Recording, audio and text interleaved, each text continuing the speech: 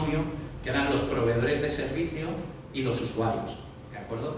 Es decir, los operadores desplegaban IPv6 en accesos fijos y accesos móviles y lo hacían de forma transparente, que se notara lo menos posible, porque eso es una buena noticia, ¿de acuerdo?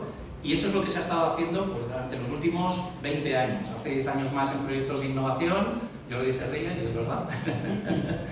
y en el mundo lo cierto es que ahora veréis que se ha llegado a una masa crítica y entonces ahora el foco ya no está tanto en los operadores y los despliegues a usuarios, sino que está en los despliegues en empresas y administraciones. Esto incluye también campus de empresas, campus universitarios, de centros I+D, etc. Y por supuesto sus proveedores, los proveedores de seguridad, los proveedores de equipos, los proveedores de soluciones digitales. Y todo esto, digamos, se tiene que conseguir, y normalmente cuando las empresas y las organizaciones se meten en arquitecturas nuevas, en tecnologías nuevas, es porque hay un mercado, ¿de acuerdo? Porque alguien está identificando que hay un mercado potencial, hay inversión, hay gasto. Entonces aquí, por ejemplo, pues hace relativamente poco, en 2020, había analistas que estimaban un tamaño muy modesto de mercado, 1,26 billones de dólares americanos, que no es mucho, ¿vale? para el impacto que puede tener IPv6. Sin embargo, al irse acercando un poco a esta masa crítica a la que estamos llegando, pues han multiplicado casi por 6 un poco las estimaciones y en 2027 están estimando algo como un poquito más de 8 billones de dólares americanos. ¿De acuerdo? ¿Esto qué quiere decir? Pues todo esto es presupuesto, digamos, de impacto de IPv6 en entornos corporativos. ¿Esto qué quiere decir?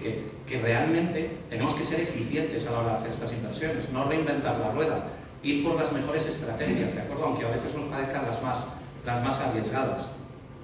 Y sobre todo, tener en cuenta que hay mucha información y que la tecnología está madura. Además, hay otros analistas que no solo están hablando de inversión, de gasto, sino que están hablando del potencial de innovación. Y esto es una vieja historia. O sea, yo recuerdo hace 20 años cuando se hablaba de IPv6, cuando se estandarizó mi IETF, siempre se decía que IPv6 no iba a traer solo más direcciones, sino que iba a permitir hacer cosas que no podías hacer con IPv4. Y la verdad es que no lo hemos visto mucho, ¿de acuerdo?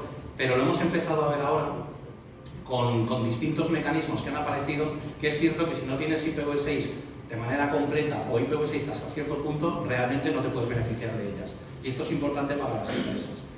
Y estos analistas, por ejemplo, han publicado que IPv6 va a ser una pieza fundamental, un habilitador fundamental, y han estimado un tamaño de mercado enorme. Tenéis el enlace ahí por si queréis acceder, porque luego pondremos estas presentaciones a vuestra disposición en PDF, ¿de acuerdo? El tamaño de mercado de 10 trillones de dólares, pues no lo sé, ¿vale? Los analistas son los analistas al final, ellos sabrán cómo hacen los cálculos. Para mí lo que es importante son los 3 sectores que han destacado aquí. El primero de ellos es la industria de manufactura. ¿Por qué? Porque ellos tienen redes, tienen ciberseguridad, tienen cloud y tienen IoT, que son los 4 brazos en los que IPv6 está impactando más, ¿de acuerdo? Luego estarían las empresas de finanzas, ¿de acuerdo?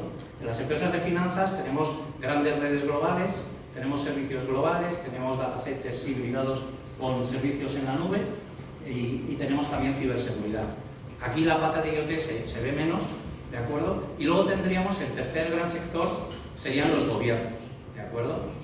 Y luego ya el resto están un poco como más modestos. Luego hablaremos con Jordi a ver si, por ejemplo, tú que estás haciendo muchos despliegues en administraciones públicas, también ves, ¿no? que el fuerte está siendo los gobiernos, ¿no? Por ejemplo en Latinoamérica, nos lo contarás seguramente. Bueno, decía que todo esto está ocurriendo porque estamos llegando a una masa crítica de usuarios, ¿no? Pero la verdad es que cuando desde el Council vamos a las empresas y a las organizaciones nos encontramos esto. Nos dicen, pero a ver, esto del IPv6 no es algo súper viejo, que hablabais todos de esto hace 1000 años, que algunos me dicen, pero esto nunca llegó, ¿no? O esto me lo va a dar el proveedor y ya está, ¿no? No significa nada para mí. Bueno, pues en el tiempo en el que estamos siempre en la tecnología, pues con guerras en plan VHS y beta, ¿vale? Los más antiguos del lugar os acordaréis de eso, los nuevos no, para vuestra suerte. Lo que ha ido ocurriendo es que si miramos, pues por ejemplo, por escoger un proveedor de estadísticas bastante fiable, Google nos está dando un poco los accesos a nivel mundial. Son los hits a su página de IPv6 versus el total, ¿de acuerdo?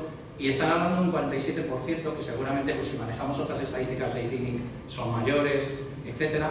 Pero bueno, Google es un buen termómetro en Internet de lo que está ocurriendo. Estos son accesos, no es tráfico, ¿de acuerdo? Lo que quiere decir es que nos estamos acercando a lo que hace años, cuando hablábamos con Internet Society, llamaban el atardecer de IPv4. Me gusta más en español, queda más bonito. Que significa que empezamos a tener más IPv6 que IPv4, y entonces el IPv4 lo vamos a empezar a pagar. Y hoy tenemos a Fernando de Meta, que nos va a contar como en Meta, en Facebook. A mí me sale Facebook todo el rato. Estáis apagando, estáis quitando direcciones IPv4, ¿de acuerdo? Lo cual quiere decir que van un paso por delante en ese sentido, ¿no? Y luego una gran red global, voy a intentar no decir el nombre, porque me lo pidieron así, nos comentaba que su tráfico global, pero es una de las grandes redes a nivel mundial, es del 33%, ¿de acuerdo? Es decir, que estos 47% de accesos, que podríamos hablar de los grandes proveedores, mapean en un trozo del pastel del tráfico de 33%. Es un proveedor global que es muy representativo, ¿de acuerdo?